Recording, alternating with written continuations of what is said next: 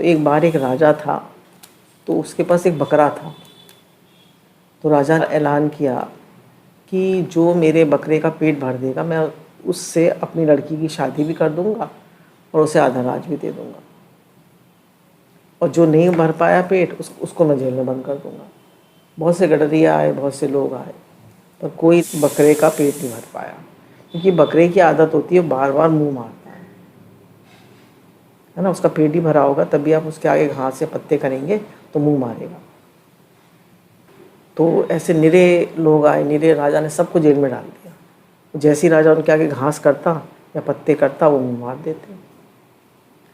अंत में गडरिया आया, उसने कहा मैं भर दूंगा। तो वो अपने बोला मुझे 1 हफ्ते का टाइम दीजिए। तो वो अपने उसमें ले गया झोपड़े में, और उसने उसको सुबह से दोपहर तक तो वो खिलाए, और दोपहर बाद अगर वो मुंह मारे तो वो उसके मुंह पे डंडा मारे। उसको आदत पड़ गई कि सुबह से दोपहर तक तो मिलेगा, और उसके बाद अगर मैं मुंह मारूंगा तो मुझे डंडा पड़ेगा। 1 हफ्ता जब बीत गया तो उसको खूब खिला पिला के ले गया दोपहर तक, और फिर दोपहर बाद राजा के पास ले गया। तो जैसे ही उसने बकरे ने मुंह मारा तो उसको डंडे की याद आ गई बकरे को, और उसने मुंह ऐसे फेर लिया। फिर राजा ने इधर से दिखाया तो उसने मुंह फेर लिया, फिर इधर से दिखाया फिर उसने उधर मुंह फेर लिया। तो उसने खा के ही नहीं दिया। राजा बड़ा हैरान, कैसे कैसे हो सकता है। तो उसने पूछा कैसे आपने पेट भरा, तो उसने बता दिया। तो उसने कहा आप मेरी बेटी से शादी कर सकते हैं और आधा राज ले सकते हैं। तो उसने कहा ना तो मेरे को आपकी बेटी चाहिए और ना मुझे आपका आधा राज चाहिए।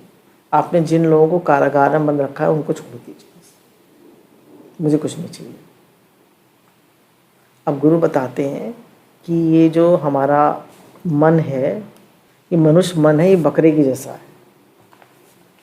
चलते फिरते कभी इधर मुंह मार दिया, कभी उधर मुंह मार दिया। बहुत से लोगों की आदत होती है, चल रहे हैं इधर से कुछ खा लिया, उधर से कुछ खा लिया, इधर से कुछ उठा लिया, उधर से उधर उठा लिया, इसकी बात सुन ली, उसकी बात सुन ली, इससे बात कर ली, उससे बात कर ली।